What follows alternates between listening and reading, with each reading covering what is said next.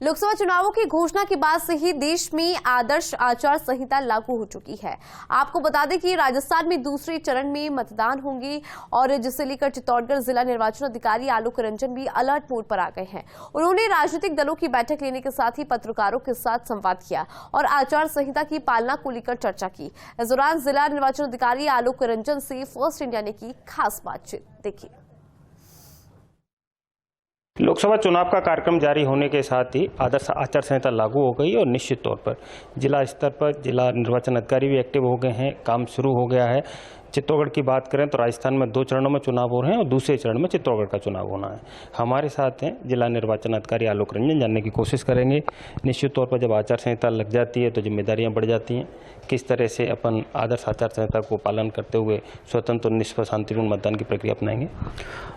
आदर्श आचार संहिता कल से ही जब माननीय आयोग ने चुनाव की घोषणा करी लागू हो गई है और इसके लागू होते ही जितनी भी सरकारी बिल्डिंग्स हैं उनमें 24 घंटे के अंतर्गत उनमें किसी भी प्रकार का कोई भी पोस्टर, बैनर, कोई नारा, ऐसी कोई चीज़ जो कि बराबरी का जो फील्ड है वो उपलब्ध नहीं कराती, उसको हटाना जा रहा है। और ये आज इसकी अनुपालना भेजेंगे। उसके बाद 48 घंटे और फिर 72 घंटे में किसी यहाँ तक कि निजी स्थान पर भी यदि कोई बिना परमिशन के ऐसी कोई चीज़ है तो उसको हटाने के लिए टीमें जो हैं, चाहे वो ब्लॉक हो चाहे वो डिस्ट्रिक्ट में किसी भी हो, मोबिलाइज कर दी गई हैं।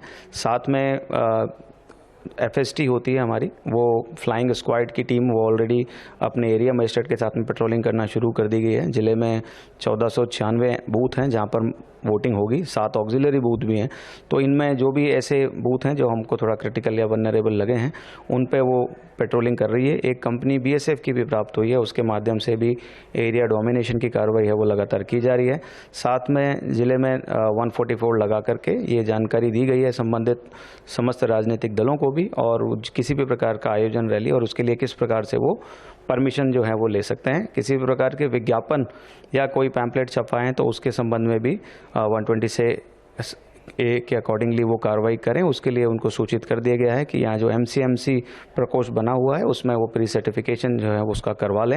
लेकिन जिस तरह से शिकायत की बात होती है, आदर्श आचार संहिता का उल्लंघन हो रहा है और शिकायत करनी, नाम गोपनीय रहे, कंट्रोल रूम तक भी नहीं पहुंचे, लेकिन इसके लिए सी-विजिल ऐप जैसे सामने आया, किस प्रकार से मैसेज कन्वे करना चाहेंगे?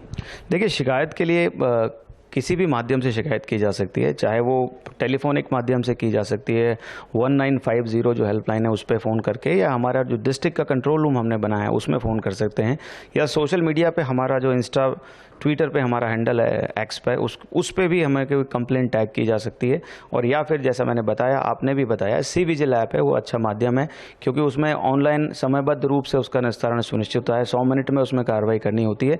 तो किसी भी प्रकार की कोई वॉयलेशन, कोई शिकायत है वो इन माध्यमों से पहुंचाई जा सकती है। ये थे जिला निर्वाचन अधिकारी आलोक रंजन। साफ शब्दों में कहना है कि जिस प्रकार से स्वतंत्र, निष्पक्ष, शांतिपूर्ण मतदान कराने के लिए जिला निर्वाचन विभाग निष्पक्ष रूप से चुनाव कराने कटिबद्ध है और स्वाभाविक तौर पर व्यवस्थाएं भी इसी तरह से की जा रही हैं कि पूरे जिले में स्वतंत्र, शांतिपूर्ण, भयमुक्त मतदान हो। कैमरा पर्सन चंद्रेश जैन के साथ PK Agarwal, first India news, Chittorgarh.